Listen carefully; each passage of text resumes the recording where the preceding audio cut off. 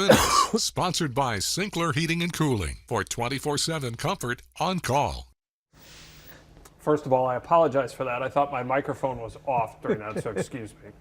Carry on while I sit here and try not to cough. Okay, Chris, your lovely wife Sarah has told me that you know your way around a kitchen. I can cook, but not as well as her.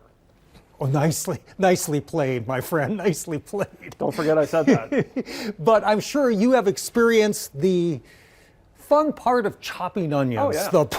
Whoa, okay? In fact, it affects her more than it affects me. Okay, and it does affect individuals differently, okay? But today's study might shed a little bit of light that can help all of us when chopping onions, okay?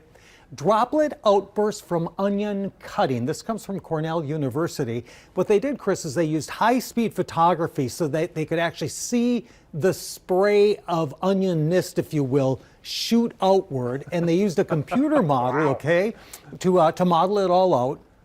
And essentially, that computer model revealed how just pressing a knife against an onion pressurizes the cells within the layers, and then when that pent-up pressure gives way, it forces out this mist of the tiny droplets at rates of 5 to 40 meters per second. Just to put that in perspective, the average cough is about 20 meters. I see what you did there. Okay, is about 20 meters per second, okay? So these things can come out pretty fast, okay? The onion mist contains sulfur compounds, and they're chemical irritants, and that's why they burn your eyes, they burn your nose.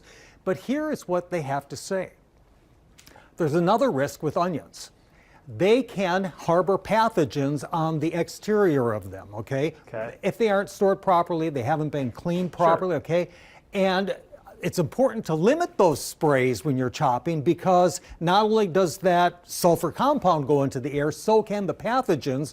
So they say we need to find a way to reduce this mist to prevent bacteria from spreading around a kitchen. Okay? And they say the best way to limit that onion mist is by using a very sharp knife and coating the onion with oil before cutting. So I hope that helps you the next time you're in the kitchen. I didn't know about the second part. I just wear glasses.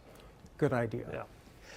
Money might not grow on trees, but gold sure does, so says this study. Chris, this is a really interesting story. It comes from researchers in Finland.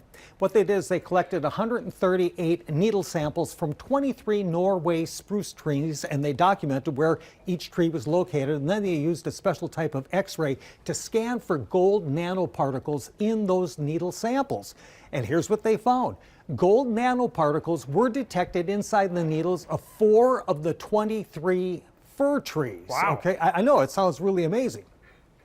Here's how they think it works. Gold ions in the soil absorbed by the tree roots, and then a specific spruce-associated bacteria help form solid particles of gold in those needles. But Chris, here was the big discovery. I mean, that's a big discovery, okay? When they went back and they looked where these trees were, the ones with the gold in the needles were near gold deposits. Okay. And that's where they say this could really come in handy, because analyzing fir tree needles is an inexpensive way to maybe search for underground gold deposits. All right, I'd like to know how many nanograms it takes to make an ounce, because right now an ounce will get you $4 grand for gold. Record high.